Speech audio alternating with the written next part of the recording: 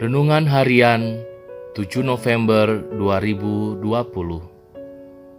Kebaikan manusia bersumber dari kasih Allah. Pembacaan Alkitab Yakobus 1 ayat 16 hingga 18.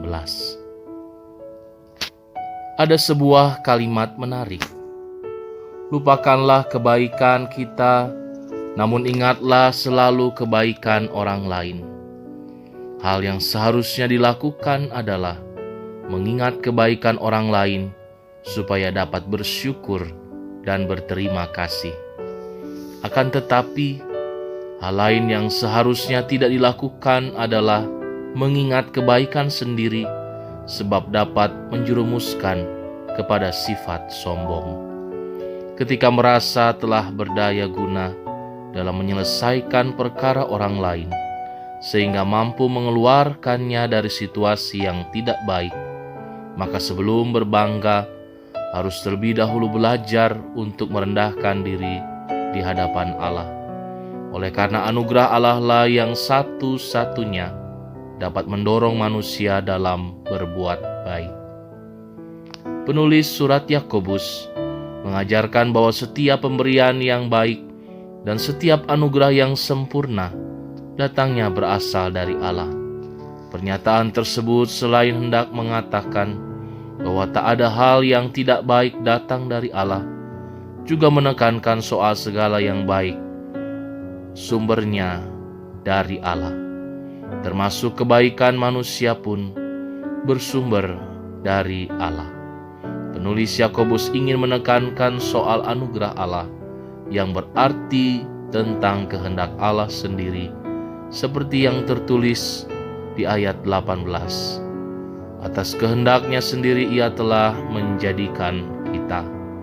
Kita menjadi milik Allah, bahkan dikatakan menjadi anak sulung di antara semua ciptaan semata-mata karena anugerahnya.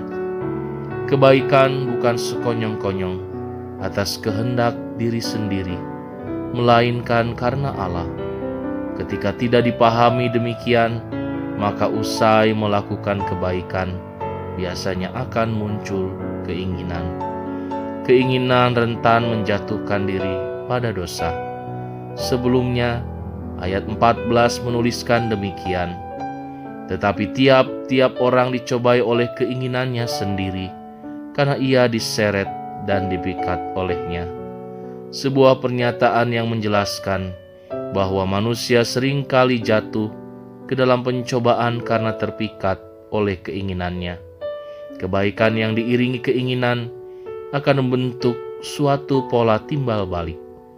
Misalnya saat menyapa orang lain, tetapi tidak dibalas, kemudian merasa kecewa, maka sudah menjadi tanda telah terbiasa dengan pola timbal balik.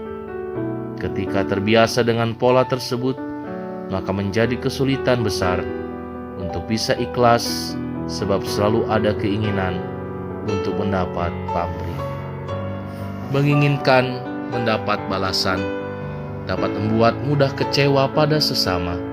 Selain itu, telah banyak kasus di mana saat mengharapkan balasan tetapi tidak mendapatkannya, maka akan merenggangkan hubungan yang tadinya dekat menjadi jauh, bahkan putus hubungan. Ditambah lagi, memberi akan kehilangan nilai luhurnya ketika muncul keinginan. Pemberian dapat dikatakan pemberian jikalau terbebas dari pola timbal balik. Kini yang harus diubah dan mulai dijadikan kebiasaan adalah berpikir sederhana, yaitu tidak repot berharap harus diberikan balasan. Ada kalimat serupa dengan pernyataan di awal. Ukirlah kebaikan orang lain di atas batu, dan ukirlah kebaikan sendiri di atas pasir. Artinya ialah kebaikan orang lain akan susah untuk dilupakan, namun kebaikan sendiri yang ditaruh di pasir diharapkan mudah hilang karena terbawa ombak. Kiranya dapat dipahami bahwa kebaikan manusia bersumber dari kasih Allah, Sang Kasih itu sendiri. Sesungguhnya pemberian Allah pun terbebas dari pola timbal balik. segala pemberian darinya tidak menjadikan kita berhutang. Ia memberi tanpa harus menerima kembali. Ia telah mengajarkan kita tentang ketulusan. Pertanyaan pendalaman.